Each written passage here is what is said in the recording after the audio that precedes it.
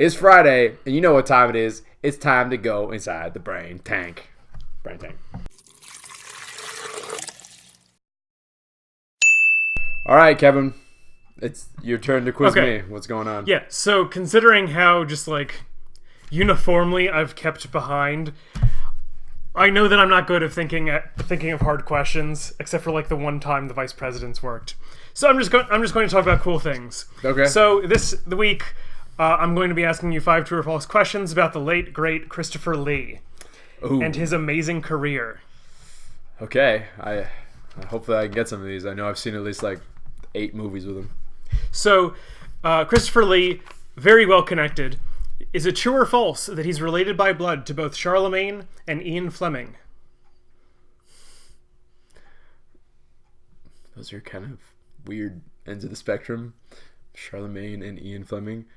Well, if he was related to Ian Fleming, it would explain how he was in a James Bond movie. Charlemagne, I have no idea. I'm just going to say true. It's actually false.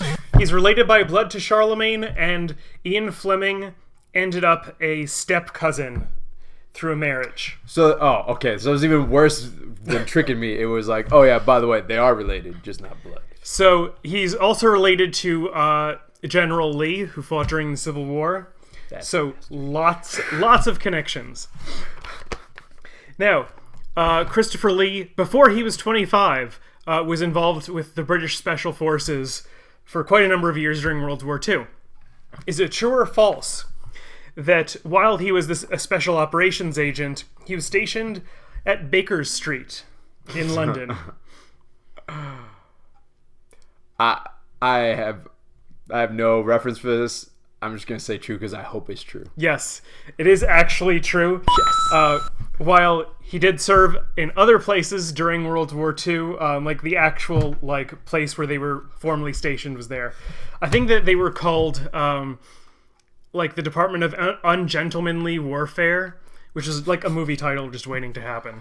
What did they have where he was on Baker Street? Do you know the name of the apartment on Baker Street? Not the apartment. The building. But it's the same street as 221A. Sherlock. All right, now Peter Cushing, who you recognize as Tarkin, and Christopher Lee were very good friends in real life. They actually met first in one of the horror movies that Lee performed in. Is it true or false that while they were friends for decades, they were only in 4 movies together? Yeah, why not? I believe that. True. That's actually false. They were in over 20 movies together. 20 movies together? Over 20. I've seen none of those movies. They were inseparable friends. Yeah, until now. Is it true or false that Lee was originally offered the part of Grand Moff Tarkin in Star Wars? Well, see, now I have to believe, if they're such good buddies and they're inseparable, I'm assuming that one or the other they were probably both up for the same role. And that's why he eventually got cast in this Dooku, because Lucas was like, you know what, you did a good job back in the day. Let's bring you back.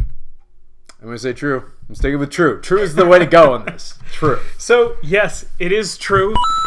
He was the first choice. It ended up going to Peter Cushing. Thank God. After Lee declined it. I'm so happy because I love Cushing. He was so good as Tarkin. Now, I had mentioned that Lee served elsewhere during World War II besides in London. Mm-hmm. Is it true or false that while he was with the Air Force in Africa, he flew up to 5 missions a day during the war's height? Okay. There are a lot of things in this question that I could totally unpack and say, well, you could be lying about this part or this part or this part. Africa, I don't know. It could be 4 missions a day. I'm just going to say false because I said true for everything else. All right. So, yes, it is false. While he was with the Air Force in Africa, he never flew because of a problem with his optic nerve. There it is. But he did serve on up to 5 missions a day on land. Yeah. So this was still before he was 25. An absolute crazy pace. I mean, also, in the Air Force, most people in the Air Force don't fly anyway. So that's just the thing. Fun fact for you guys out there. That was the last question, right? Yes, that was the last question. So I got 3. 3. Booyah! Better than 50%. considering it's an odd number anyway, so it's always be that. So yeah, Christopher Lee, like an extraordinary life. Yeah. Like look up some of the stories. He's in over like 100 things on IMDb.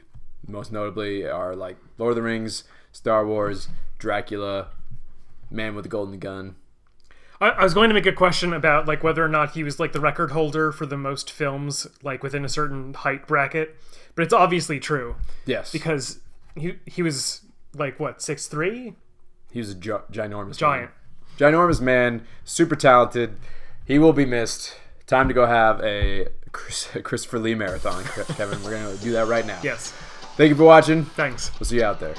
Thank you for watching this episode. We hope you learned something. We definitely did. If you'd like to help us figure out more brain take topics, you can write them down there in the comments below. You can also subscribe and watch an old video. You can also find us in other places around the internet, such as Facebook, Tumblr, Twitter, all those great things.